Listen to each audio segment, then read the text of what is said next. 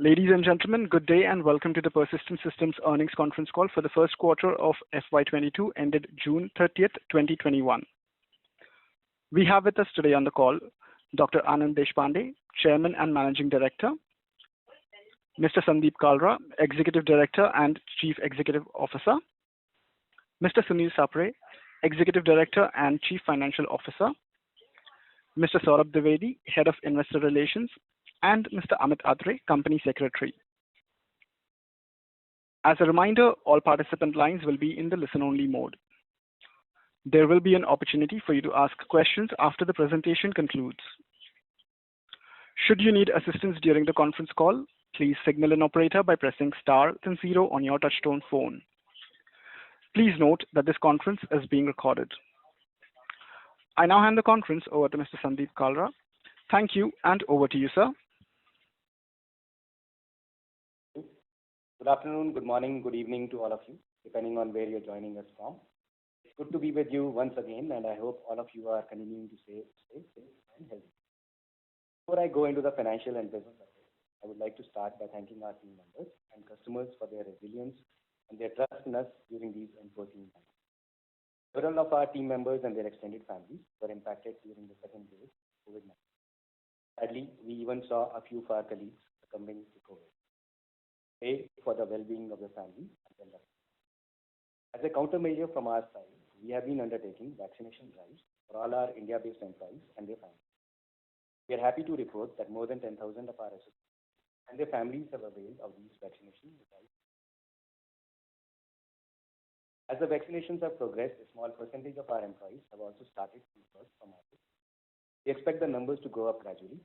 However, we'll be taking a cautious approach to return to office while considering the possibility of a third COVID wave, as well as region-specific nuances.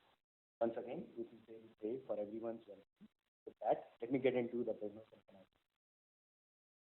Coming to the quarterly financial performance, as you would have noticed, we delivered yet another quarter of strong growth, delivering continued progress on all major business metrics.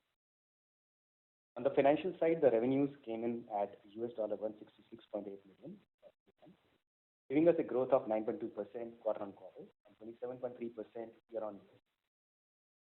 This is in US dollar terms. In rupee terms, this translates into a growth of 10.5% quarter-on-quarter and 24.1% year-on-year basis. This is among the best quarter-on-quarter, year-on-year organic growth delivered by us as an organization. Our EBIT for Q1 came in at 13.5%. This translates into an EBIT growth of 13.5%. And this translates into a growth of 13.7% Q1. Now let me give you a little color on quarter's performance from an industry vertical and service line perspective. Quarter's growth was broad-based and was led by healthcare and BFSI industry verticals. These grew 15.5% and 11.8% respectively on a sequential quarter-on-quarter basis, followed by software and high-tech segment that grew by 5.2% on a sequential quarter-on-quarter basis. On a year-on-year basis, the growth was broad-based as well, with all the three industry segments faring very well. Healthcare came in at 32.1%, banking financial services at 23.5%, and software high-tech at 27.9% year-on-year.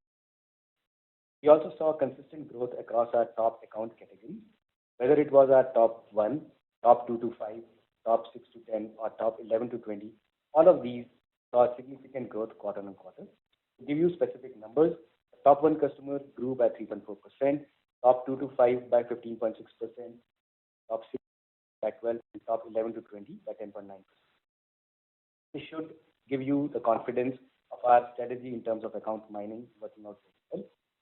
Further, to substantiate this, the number of customers that we have in the greater than 5 million moved significantly up this quarter, going up from 17 to 21, an addition of 4 customers in the greater than 5 million category. Similarly, on the greater than 1 million category and less than 5 million revenue run rate, we added 10 customers on a sequential quarter-on-quarter basis. The quarter ended with 76 customers in this revenue category compared to 66 in the last quarter. Before I move on, I would like to point out 2 aspects. In the last 2 financial years, we have been reporting our revenue breakup by 2 organization units, technology services and alliance. As we have been sharing with you in our previous calls, the business is now organized around industry segments, service lines. Hence, we are discontinuing the reporting of our revenue breakup by the two erstwhile organizational units, as the utility of the same is no longer available. Revenue for our CE/CLM reseller business, which is categorized under our IP business, has been accounted on a net basis from Q1 FY22 onwards. That is, for the CE/CLM reseller business, we are only taking the margins for value-added reseller services as the top-line revenue in our P&L. This was necessitated due to the lack of associated engagements with such reseller revenue. Now, coming to the order book for the quarter, we had a good quarter from an order booking perspective. The total contract value for the quarter came in at $244.8 million. The annual contract value of this is the order of $188.8 million. In terms of new bookings, the new business total contract value was $147.7 million, out of which the ACV component or the annual contract value component stands at $93.5 million.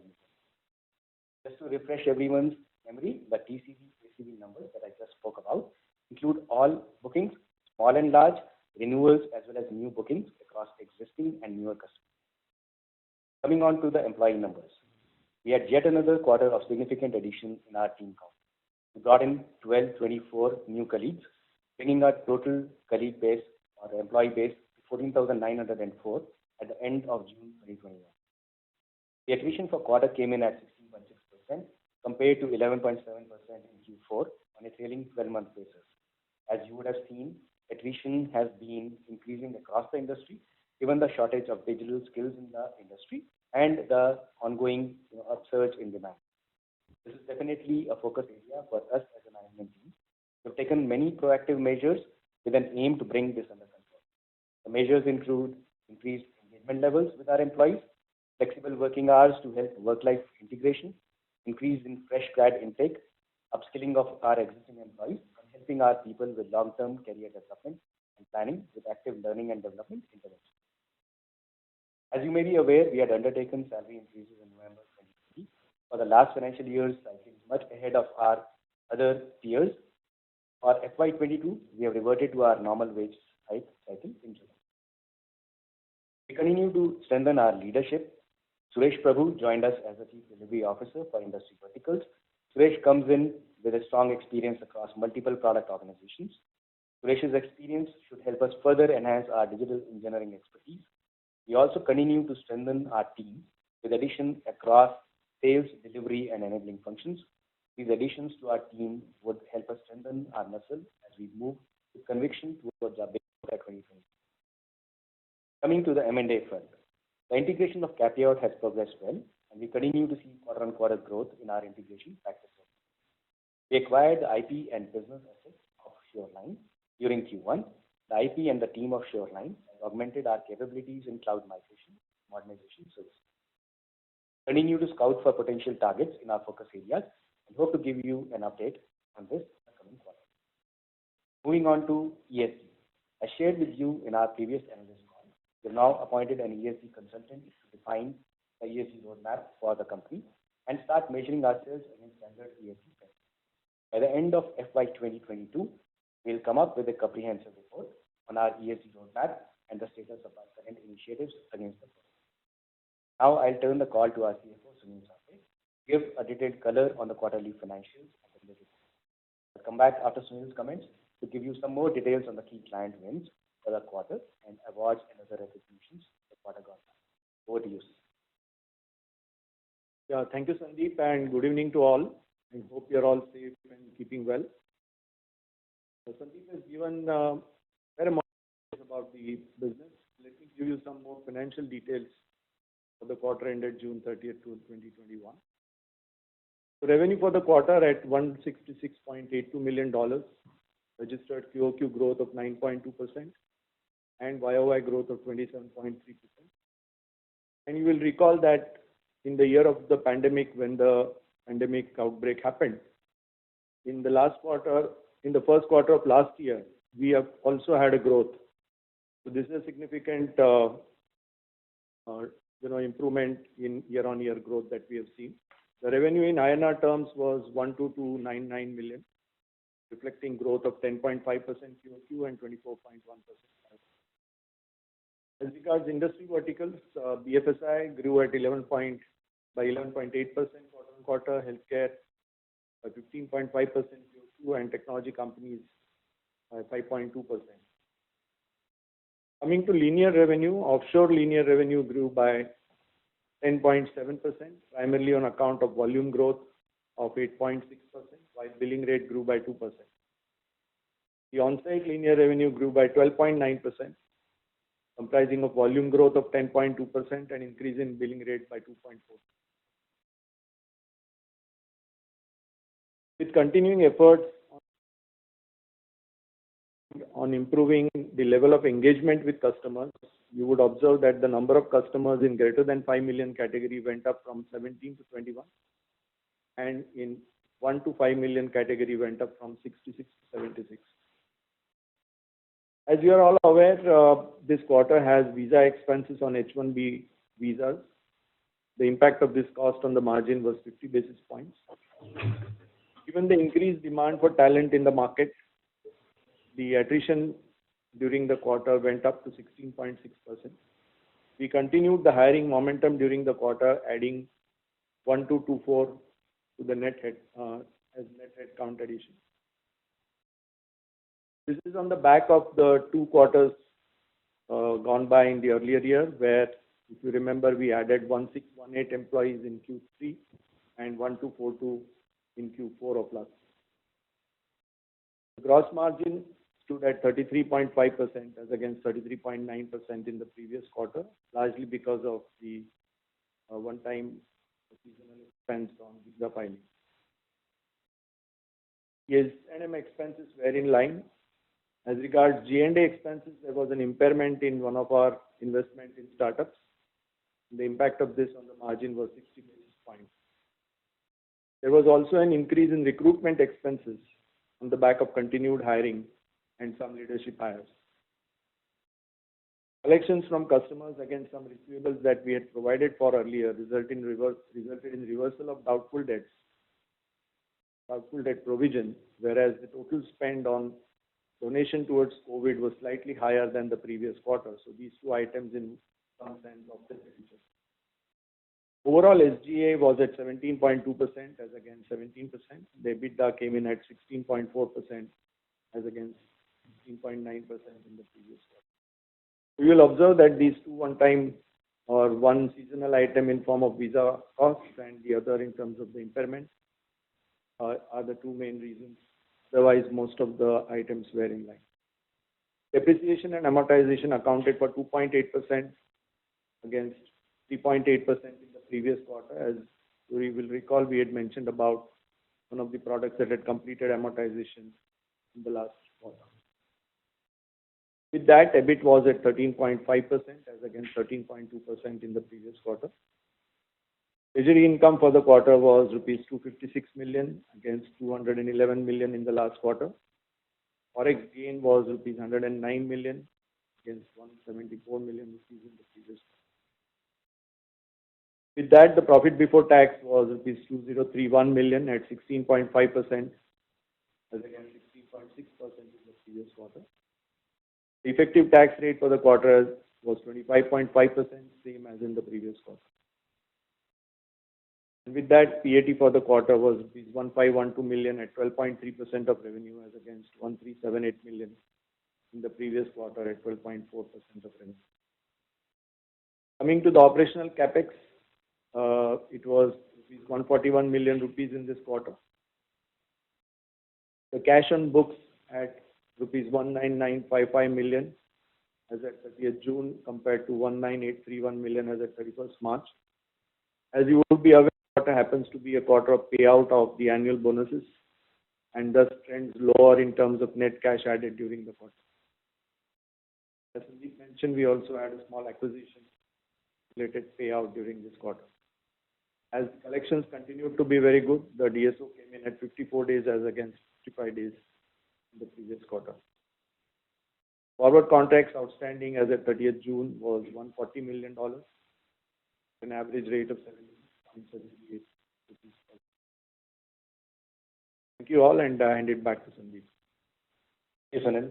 Now to give you a color on the key client wins from the quarter. Our press release for the quarterly result carries a number of our key wins I'll just highlight a few. The banking, financial services, and insurance segment, we were chosen as a partner to co-engineer our next generation microservice platform and to manage the legacy products by a leading US state and local government solutions provider. This is roughly a 5-year deal with a provider to pretty much take the legacy products to the next generation and also accelerate the product roadmap. The next win that we saw in banking financial services was with one of the largest banks in the US, where we were chosen as a partner to transform wholesale and commercial lending operations through consolidation of multiple legacy systems of record. In healthcare life sciences, we were chosen to manage the Salesforce roadmap, implementation, and provide managed services to support proprietary inventory management platform moving to Salesforce for a large US-based pharmaceutical firm. We were chosen by a large US-based global retail pharmacy company to implement and modernize cloud-based security utilizing Microsoft Azure. In the software and high-tech and emerging technologies, we won a multi-year, multi-million-dollar deal involving the implementation of Salesforce platform to drive business growth, improve customer experience, and unify business processes for an education private organization. For a leading player in gaming products and services, we were chosen to provide re-architecting, re-engineering, and modernization services for gaming systems. This is again a multi-year, multi-million-dollar. Now moving on to the awards and recognitions for the quarter. Q1 saw us get continued recognition from multiple industry-leading analyst firms and associations. Mention a few. For the 5th consecutive quarter, we were named a top 15 sourcing standout for managed services in Q1 Global ISG Index in Booming 15 category. ISG also named Persistent a rising star for digital transformation in 2020 ISG Provider Lens for healthcare digital services for the US. We were named a star performer in Everest Software Product Engineering Services PEAK Matrix Assessment for 2020. Moving on to the partner ecosystem. We continue to invest in deepening our collaboration with IBM to accelerate hybrid cloud adoption in the enterprise. Under this collaboration, we'll continue to invest in IBM technology that helps its customers adopt hybrid cloud architecture with Red Hat OpenShift, industry-specific clouds, and advanced security practices. During the quarter, we also became a key development, support, and deployment partner across the IBM automation portfolio, including IBM Cloud Pak for business automation, robotic process automation, and other network automation solutions. More details on these partner activities are available in our earnings release and on our website. In summary, we delivered well in Q1. We're seeing a good traction for our services in the markets we serve, and we are confident of growth journey going ahead. With this, I would like to conclude our prepared comments. I would like to request the operator to open the floor for questions. Operator, please go ahead. Thank you very much, sir. Ladies and gentlemen, we will now begin the question and answer session. Anyone who wishes to ask a question may press star and 1 on their touchtone telephone. If you wish to remove yourself from the question queue, you may press star and 2. Participants on the webcast can use the chat box option appearing at the bottom of their screens to submit their questions to the management. Ladies and gentlemen, we will wait for a moment while the question queue assembles.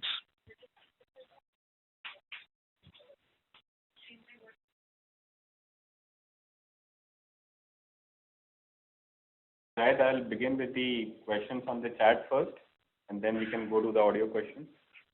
Sure, sir. So Sandeep and Sunil, the first question that we have got on the chat forum is, could you give a number on what level of growth has the acquisition of Capiot enabled in this quarter? Also, do you expect to margins going forward? Sorry, I'll take that question and I'll have Sunil answer that as a margin question. And can you tell us who asked the question so we can? So yeah, the question came from Janil Jain from Omkara Capital. Okay, sounds good. So on the question around Capiot growth, for the quarter compared to the last quarter, the Capiot growth would have been roughly around $500K in US dollars quarter on quarter. Well, if you can answer the margin question. Yeah, sure. So on the travel expenses coming back, while there has not been resumption of travel in a very big way, but we do expect US and Europe to slowly have increased travel going forward. The next 2 quarters, we can expect about 30 to 40 basis points of increase in travel expenses, which will come back by end of December. If we reach a good level of vaccination in India, then the outbound travel from India could also start towards the 2022. So overall, if we look at the full year, it will take 2 or 3 gradual moves towards taking the travel expenses back to a level of 1%. It will still not be the same as what it used to be in pre-COVID times. That is how we look at that. Right. And Sunil, we may want to clarify the travel expenses for this quarter, just to clarify, were on account of H1B filings and not on account of travel. And that happens every year in this quarter. So we just want to clarify. Before we go to the audio questions, I think the only other feedback I got on the chat forum is maybe the voice from our side is a little low. So if we can speak a little more loudly. Thank you. We'll move to our first. Yeah. We'll move to our first audio question, which is from the line of Nitin Padmanabhan from Investec. Please go ahead. Yeah, hi. Good evening, everyone, and congrats on a great quarter. Now, the first question was around the TCV and ACV data. Now, it's been like 3 quarters of this data. In the current quarter performance, is there revenue accretion from deals won in Q3? That was the first question. So you're talking about deals won in Q3, revenue accretion from that obviously would have happened. A little bit, as you look at it, some of these deals take time to ramp up. And that's what is happening. As we, kind of win deals over the quarters, every quarter as these ramp up, you are seeing the revenue consistently kind of, go up in terms of growth. If that was the question. Yes, that was the question. Thank you. The second one was on, in terms of the rising attrition and the compensation increase, I think we are likely to give next quarter. Just wanted your thoughts on how are you approaching that and what's the, potential impact there when we look at next quarter. So for us, the pay wage, the hike cycle is July onwards. So we've already given the letters out in terms of our increase. Started, right? I will let Sunil comment on the margin impact and what our plans are to recoup that. Sunil, over to you. Yeah, sure. So, if you recall, historically, we've been having wage hikes, and typically the revenue growth and several other levers most, commonly allow the company to recoup. Now, currently we are seeing 2 phenomena in the market. One is that we have significant tailwind in terms of revenue growth, but this is coming also at the in a combined way where the digital technology oriented skills are not exactly adequate to fulfill this demand. As a company, what we have done is we have significantly increased the hiring over the last few quarters, and that's where you will find that our offshore utilization has hovered around 80%. So we have first concentrated to ensure that we are able to fulfill the business. Now at this point in time, we have the utilization lever, which is significantly, you can say, one of the areas that we are working on. The second part is also the mix between lateral hires and fresher hires. That is another area that we are looking to optimize. And lastly, of course, the fact that we have onboarded these people and the conversion, when it happens in terms of better utilization, will provide the cushion to absorb the pay hikes. So these factors are what will be the areas to look out and watch out for. And we are conscious of the fact that we have to manage the attrition in a controlled environment. In a manner that we can be comfortable with respect to deliverables and the sustaining the quality with the customers. Last but not the least, we will also take a conscious view in terms of potential areas where we can work with customers wherever we have flexibility in pricing because I believe that there is a point of time when customers do understand that these skills are not easily available, and to ensure that their deliveries and quality is not affected, we do have pricing power in some of our businesses. I hope that gives you a good understanding of how this will pan out. Yeah, sure. That's very helpful. Only the quantification of what we could expect in terms of potential headwind is the only last thing, and then I'll get back into the queue. Thank you. Yeah, in terms of overall impact from the wage hike, it will be of the order of 250 to 275 basis points, and we expect all these levers to allow us to absorb most of it. Maybe there could be a 75 to 100 basis points of headwind in one quarter in which pay hikes actually start, but with increased revenue, we're trying to see how much we can contain that. But it will not be more than that kind of. Very helpful. Thank you so much, and all the very best.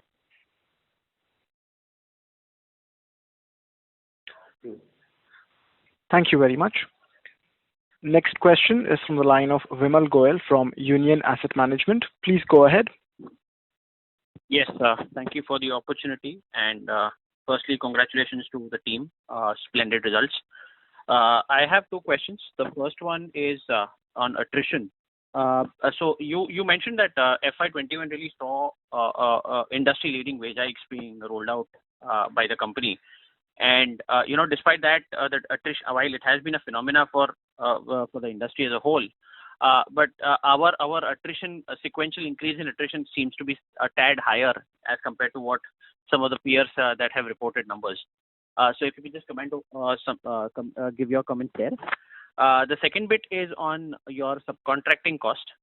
So currently our subcontracting costs are at 14.7% of sales. This is probably the highest in the industry currently. What is your sense? I mean, how does our business particularly need such high levels of subcontracting?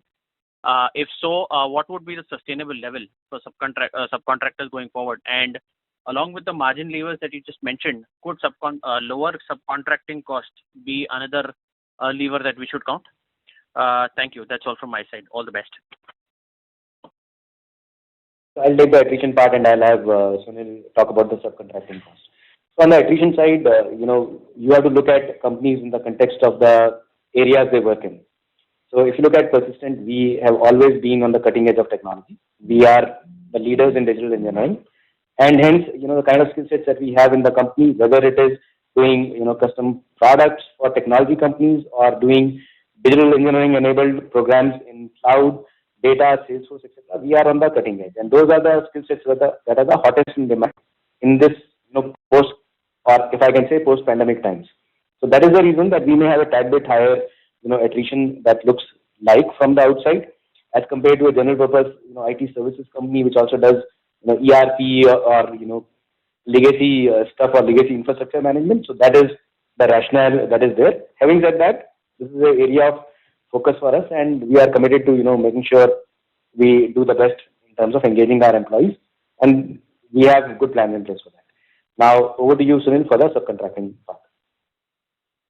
Yeah, sure. So, on the subcontracting side, you would have observed over the last 2 quarters, given the fact that we are continuing with this situation of restricted movement, right? So on one side, the flexibility of using your own staff while they may be in a particular country, but the mobility of that staff within the country is limited. Whereas we have been winning deals, you would have seen in several new areas where we definitely require certain skills that may necessarily not be available to join on a full-time basis. Our approach is to ensure that we are able to convert these as we get more visibility of their continued deployment, and not to kind of engage them that can lead to disruption of costs. So the whole idea is to optimize that, and be rest assured we are continuously keeping track to ensure that they are that is a channel that we use only in select cases and to fulfill the gaps. Once the flexibility to travel improves, the reliance on that will gradually reduce. So is it that, maybe there is a need for more, local delivery centers? Probably that could have been the case if we had more local delivery centers outside and probably had more, local employees hired before. We wouldn't have required so many subcontractors. And the subsequent question then would be that, if at all we are, as and when travel starts, you will replace it with, your people on site. And further, can those on-site people then can that work shift offshore when the project really, is steady state? So can that happen? And as I said, the question was really to gauge if subcontracting can really be a margin lever for you. And lastly, just one more question on the TCV. Is there the sequential decline in the TCV this quarter? Okay, so let me answer these questions. So as far as, and I'll try and keep it brief because we need to, take multiple people's questions. So absolutely, you are absolutely right. In an ideal scenario where COVID could have been predicted, people would have had, onshore hiring done and, we would have any which way scaled up the nearshore, onshore kind of things. They are on the roadmap. As soon as the COVID gods allow us to do it, you will see us have, more presence on site as well as, nearshore centers. Is it a lever going ahead for margin improvement? Yes, it is. But again, we'll have to let things pan out as we go along. The first and foremost thing is to make sure we have a good growth going. We need to fulfill our customer demands. We need to deliver our projects, absolutely impeccably. And that's where some of these things will play out. So that is first thing. And in terms of TCV, look, a company that does, today we announced, let's say $166.8 million, roughly $167 million. We're talking of TCV of 245. And last quarter also, the TCV was roughly in the same range. So I think it's a fairly healthy thing. As a management team, we are fairly comfortable with this. Some quarters will be higher. 2 quarters back, it was higher than this. Some quarters will be at this level. Some quarters will be at a lower level. Look at it from a annual perspective and look at what we have delivered on a sequential quarterly or sequential year-on-year basis. All of these point out towards a healthy trend, and we are comfortable with the TCVs where they are, and we will, try our best to do more. Great, sir. Congratulations. Hopefully that again and all the best. All the best, sir. Thank you. Thank you. Thank you. Ladies and gentlemen, in order to ensure that the management is able to address queries from all of the participants, please restrict your questions to one per participant. Time permitting, you may return to the queue for your follow-up questions. The next question is from the line of Sandeep Shah from Equirus Securities. Please go ahead. Yeah, thanks for the opportunity and congratulations on once again a great quarter as a whole. So Sandeep, my question is more on the operating leverage. So despite last 3 to 4 quarters solid Q-on-Q growth which is coming, EBITDA margin though on a YOY basis looks better, but on a Q-on-Q basis has been hovering around 16.5% to 17%. And one obvious reason is the increased supply side issue.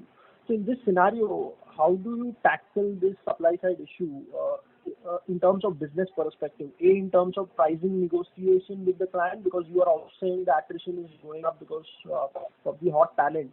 And B, in terms of any restructuring of your low margin business units, if you can throw some light besides the other margin levers which the CFO has spoken about. Sure. So as far as pricing negotiation is concerned, I would say it's a collaborative thing with our customers. A number of our customers have been with us for years, and even the newer customers understand the market dynamics. And so we are in discussions with many of those on seeing when the contracts, anniversary periods come, how we can, work with them to bring in the COLA at the right levels, etc. That gives us the cushion to be able to, retain the talent and do the right things. And in some places, we are looking at other ways and means of doing special bonuses along with the customers as well. So that's as far as price negotiation is concerned. All of that is on the table. And the other part about low margin businesses, at any point in time, we are, having an eye on the low margin business. And we are continuing to rationalize some of that. If there are more hires we need to take, absolutely do that. We have brought good tailwind behind us. We have a good growth momentum. And so decisions, small or large, on low margin businesses, rest assured we have an eye on the ball.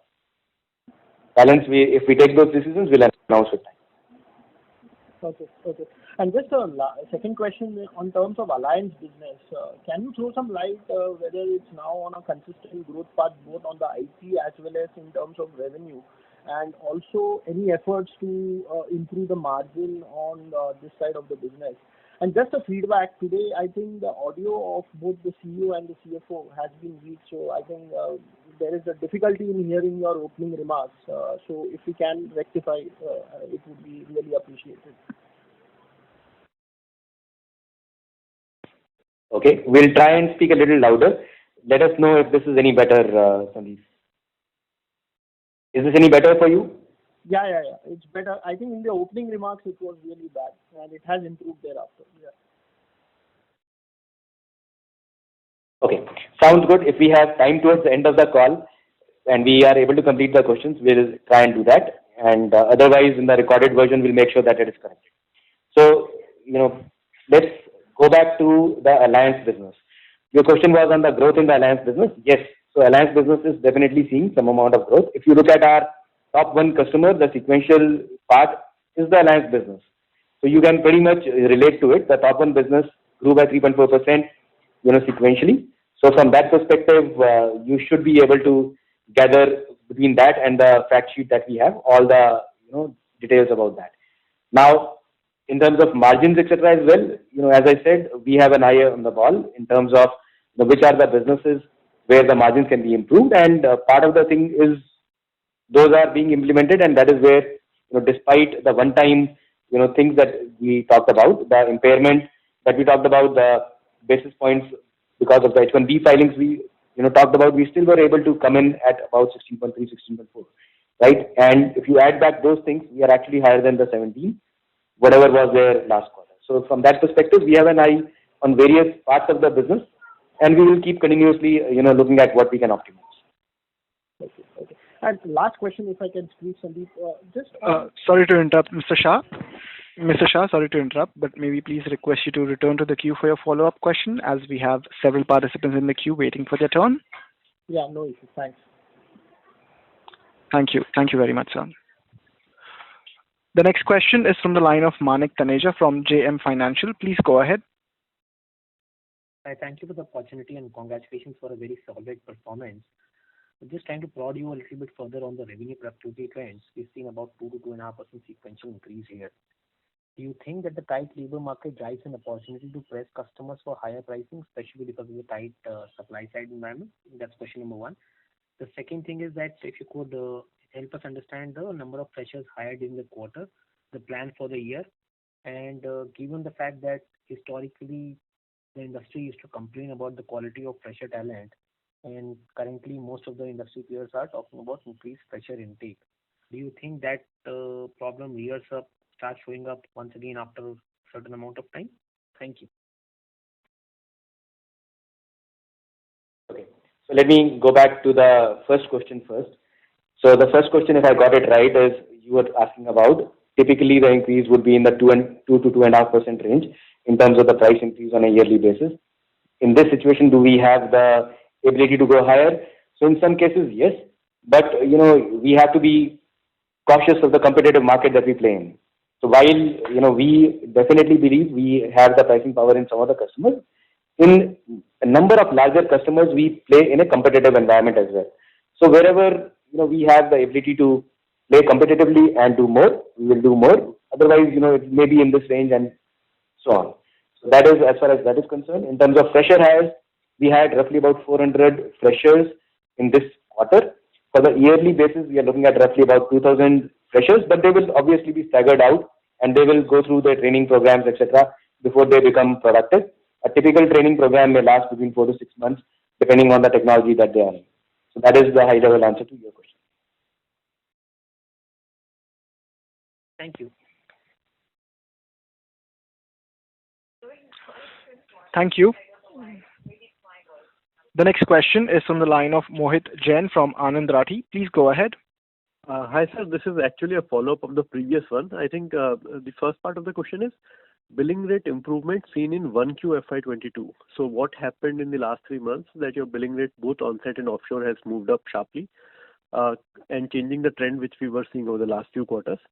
And second is on the fixed component of S&M. S&M cost as a percentage of revenue is behaving as a totally variable cost. So is there some element of it which moves in line with revenue, or should we expect it to behave like a fixed cost going forward? Thank you. So I'll have Sunil answer the questions. Sunil, go ahead, please. Yeah. So on the sales and marketing costs, I don't think that they will be fixed in absolute terms. There will be some kind of additions to the cost happening, but in terms of percentage to revenue, you will find that on a wider revenue base, there will be some release of basis points in the sales and marketing cost. And on the first question about billing rates, yes, I mean, consciously we have been working with clients and trying to optimize the pricing position that we have, like Sandeep mentioned, whether in new projects or in case of renewals, wherever we have an opportunity to discuss the same with the clients. We have that kind of a benefit available in certain parts of our business. So it's consciously happening. It's not because of anything particularly standing in the earlier quarters, but it's a conscious effort to improve our. That's the needed to ensure that we are able to hire good talent and pay them well. So 1Q, you already saw some price increases, right? Yes. Yeah. Okay. Thank you, sir.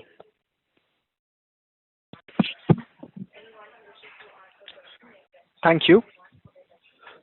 Next question is from the line of Dipesh Mehta from Emkay Global. Please go ahead. Yeah. Thanks for the opportunity and congrats on strong execution and healthy momentum. Two questions. First, just want to get what is driving strength in healthcare. So if you can provide some perspective, what is driving demand and how we are addressing that strength of demand in healthcare. And second question is related with India business. If you can provide some perspective, because India is doing well for us, and we have not seen any impact despite second wave of COVID in India. So if you can provide some colors, what is driving strength in India? Thanks.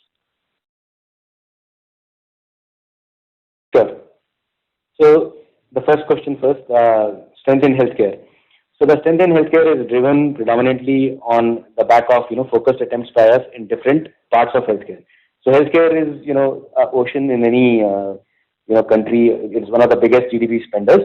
Healthcare part, as far as we are concerned, there are instrumentation companies and medical device companies on one side, and on the other side you have pharma payer providers.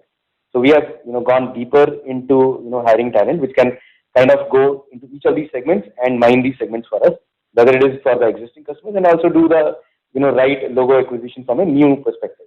Now, in the instrumentation companies, that has been a traditional strength for us. In the provider and pharma, we are partnering more deeper with Salesforce. We have the best capabilities in the market on the provider segment in the US as far as Salesforce is concerned, and right from digital front door to many other solutions for the healthcare market, we are the leading provider. So that is what is panning out well for us, and we have further invested in our sales capabilities. We should try and keep this at pace. Not every quarter will be 15.5% sequential, whether it's healthcare or other segments, but overall the segment we have gone deeper in our penetration, and hopefully that will keep faring well for us over a period of time. Now, on the India side of it, there are two parts in the India market. There are a number of our global customers whose Indian subsidiaries we work with. So that is one segment for us.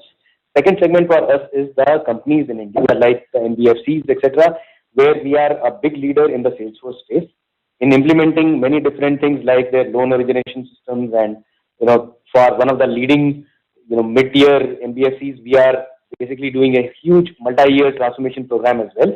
So there is good market locally for us, and then there is a market in India for the global customers, their Indian subsidiaries, and so on. Wherever the contract originates from, that's where we accrue the revenue. That's where the global companies' Indian subsidiaries, that revenue is accrued in India. So that's where you see the growth come in India from. Hopefully this answers your question. Yeah, thanks. Thank you. Thank you. Next question is from the line of Girish Pai from Nirmal Bang. Please go ahead. Yeah, thank you for the opportunity. I have a question for Sandeep and one for Sunil. Sandeep, your digital engineering stems from your OSPD capability, which is your legacy capability. But what is your right to win in the enterprise modernization market, especially against incumbents who are fairly strong out there? On what basis are you winning those deals, and is this sustainable? Sure. So let me answer that first, and then you can have the second question for Sunil. So Girish, if you look at it, what is, the digital engineering side of it? And why is that giving us a seat on the table in the enterprise side? Today, if you look at it, everyone in the enterprise side, if you go to a large, credit card company or a credit card issuer, they want to feel like a software product company. You go to a, ATM company, they want to have software solutions outside of the ATM as well. You go to any company, everyone is looking at, product and platforms, whether you are a, enterprise in the banking financial services space or, healthcare or any others, right? And everyone is talking about agile development. Everyone is talking about going more digital. Who has the more skills in that? Is it the legacy providers or is it providers like ourselves who have been doing this for the last 30 years? We were entrenched in the product segment, and that is the skills that are today relevant for enterprise modernization. So what we used to do for product companies in a cloud-first kind of a product development is today applicable for a cloud-first, platform development or enterprise modernization. So that is where today the barriers for, us competing with the who's who, whether it's a, US-based organization or a European heritage organization or an India heritage large organization, those barriers are broken and we are competing fairly squarely for that market share. And that's where we are winning as well. So that's as far as the enterprise modernization story and our right to win is concerned. So you can ask the second question to Sunil and we'll take it from there. Thank you. Next question is from the line of Abhishek Shindadkar from InCred Capital. Please go ahead. Yeah, hi sir. Thanks for the opportunity and congrats on an excellent quarter. My first question is regarding, the growth in Europe. Anything that we should read? It's been quite, volatile, both on a quarter-on-quarter and a YOY basis. And my second question is more about, the strategy. So now with us positioning ourselves as a pure play OPD, player. Historically, Persistent has operated at a very higher band of margins. So I'm not asking from a quarter perspective, but structurally, how do we position ourselves, whether we would like to kind of achieve a higher band or kind of reinvest and, kind of accelerate the growth, which is more comparable to OPD players. Thank you, sir. Sure. So let me try and briefly answer both the questions. So the growth in Europe, yes, it used to be volatile because one part of our business out there was majorly focusing on the resale of CE/CLM, which is an industrial product, which we also engineer for one of our largest customers. And that used to, since it's a product sale, sometimes some quarters it used to go up, some quarters it used to go down. And the other thing was we were trying to provide services around that. Now, if you look at it this quarter, we have taken the revenue on net accounting. If we had taken it on gross accounting, even Europe would have grown, much higher. And, the growth rate being one, the volatility being second, both the things to take care of the volatility. And since we don't add much value in that reseller business, we have taken it to net. And now on, you should not see much volatility in the Europe business and in the IP business. So that's the answer on that. The strategy part, yeah. Today, if you look at it, our skills are fairly well in demand. And can we try and, get a little bit more margin over a period of time? Absolutely. But is that the highest priority for us right now versus, making sure we continue the growth momentum? The growth momentum is at the same time, we will see wherever we can, keep moving on the margin parameter over a period of next few quarters and years. Our aspirations are to do both. Pretty good growth and also increase the margins. But that will take time. And growth is priority for us as of this point in time. Hopefully that answers both your questions. Yes, sir. Thank you for taking my question. And just a small one for Sunil, sir. Nothing to worry about the unbilled this quarter or any comments that you would like to make. Thank you for taking my questions and best wishes for 22, sir. No, there is nothing to worry about that. It's just a matter of some of the paperwork that we had to get done, spilled over to the next few weeks, so it is getting built in this. Thank you. The next question is from the line of Madhu Babu from Canara HSBC. Please go ahead. Yeah, hi, sir. So now I think our growth is almost mimicking EPAM. So do you encounter EPAM and Globant in competition in a couple of our deals? And second is that with the kind of cash balance and with the kind of momentum, is it the right time to go for a much bigger acquisitions? Thanks. Sure. So Madhu Babu, yeah, we encounter a variety of competition in different kind of segments that we deal with. In some segments, we do compete with our, the names that you mentioned, the EPAMs and Globants of this world. And in some segments, we compete with other people. And our growth rates, as you rightly said, they are inching up, and hopefully it bodes well for us for the long run. Now, the second part of your question was around acquisitions. So at any point in time, we are evaluating 3 to 4 tuck-in acquisitions, and should we find the right target, we'll absolutely go after it, and that is definitely a stated part of our strategy. And we have very clearly said our acquisitions would be tuck-ins, either to make us more smarter, sharper on some of the service lines that we have, or to go deeper in an industry vertical, whether it is BFSI or healthcare, or in a geography like Europe. So we are working on all this. We hope to announce something in the next quarter or so, and it will be an ongoing process. Thank you very much, sir. Next question is from the line of Rishi Jhunjhunwala from IIFL. Please go ahead. Yes, thanks for the opportunity. Sandeep, one question on headcount, right? So, our headcount is consistently growing at least 10 percentage point above revenue growth for the past 2-3 quarters. How do we read that? I guess, there could be 2 or 3 ways in which it could pan out. Either revenue growth catches up with headcount growth, or you will cool off, hiring over the next few quarters.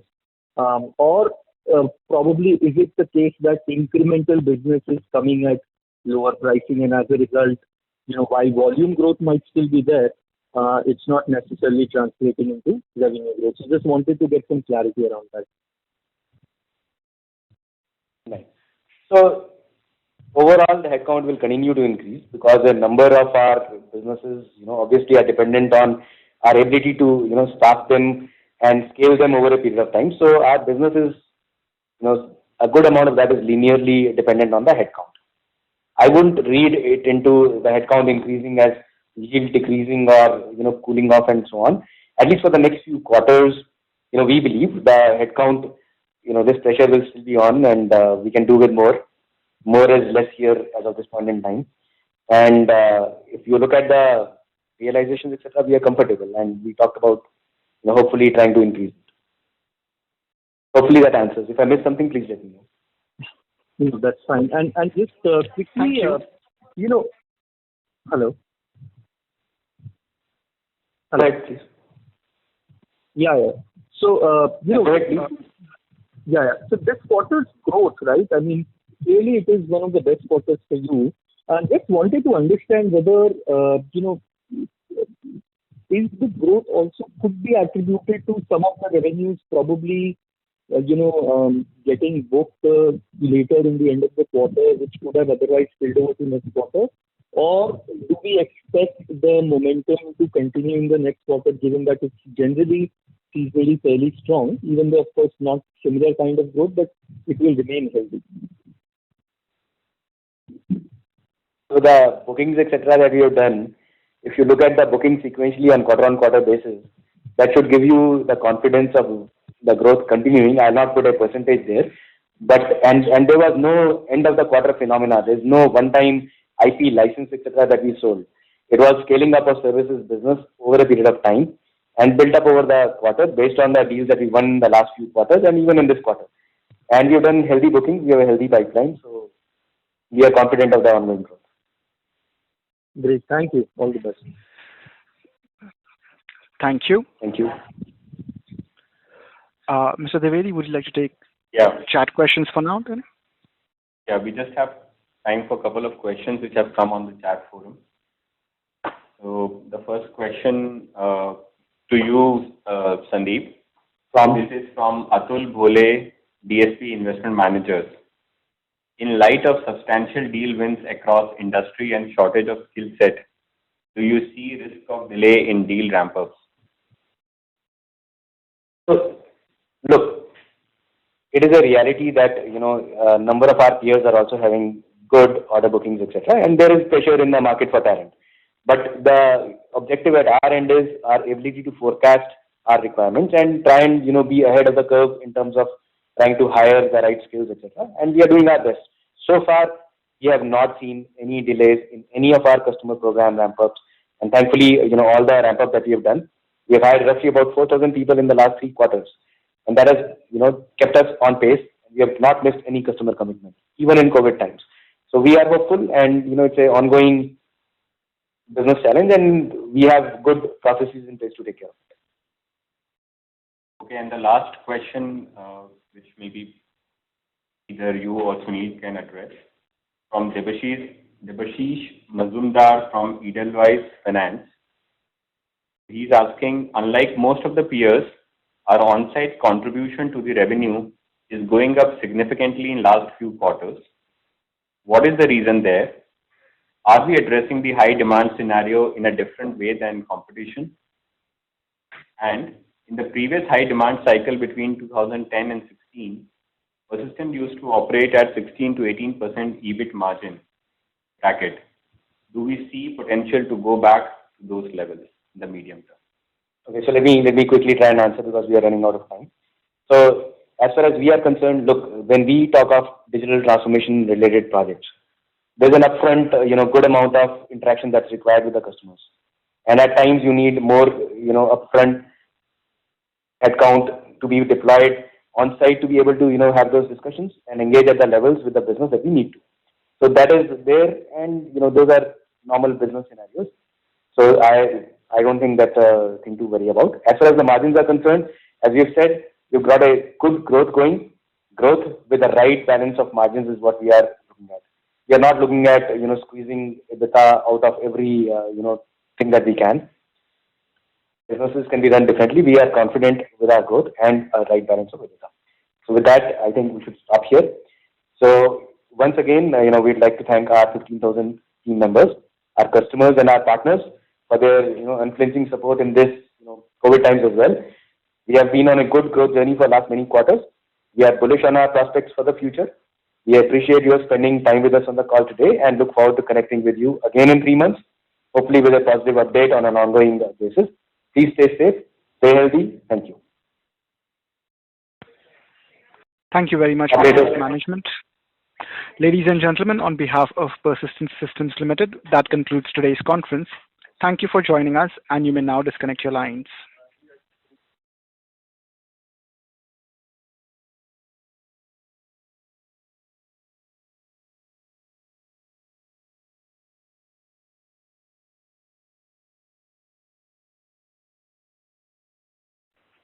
Playback is complete.